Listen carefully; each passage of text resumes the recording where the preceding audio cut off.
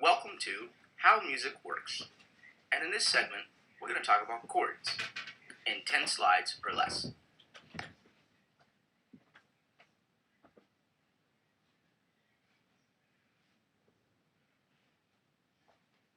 Before we get started, let's take a moment to identify our objectives. So objective number one is to understand how do chords equal scales. We also want to understand how to form chords, and we want to understand the importance of chord-scale relationships.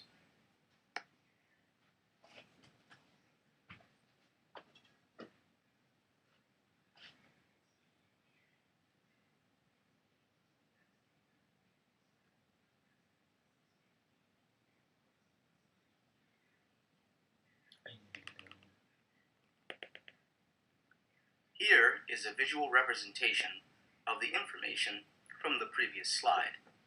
As you can see, a scale is nothing more than a chord represented horizontally, and a chord is nothing more than a scale represented vertically, as you can see by the triad on the right side of the page.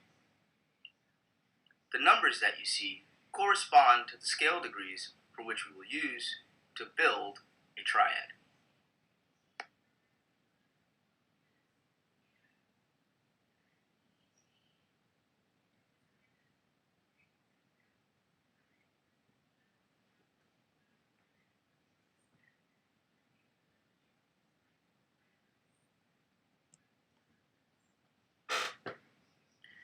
In the picture here, we have the scale and we have the triad that comes from the first scale degree.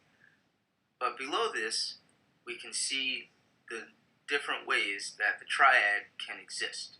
So it can exist in root position, 1, 3, 5, first inversion, 3, 5, 1, and second inversion, 5, 1, 3. And this holds true for all keys.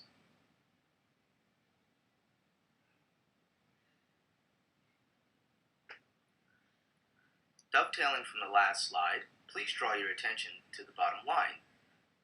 We have a triad, a seventh chord, and a really large chord next to that seventh chord. Let's focus on the seventh chord.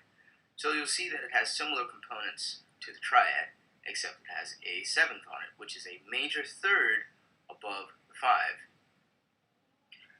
Now, if you want to add any more notes to the seventh chord, you're typically going to add a note that is a major or a minor third above.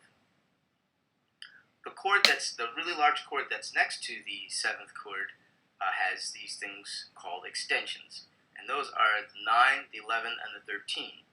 So the 9th degree is the same as the second scale degree, the 11th is the same as the fourth scale degree, and the 13th is the same as the sixth scale degree.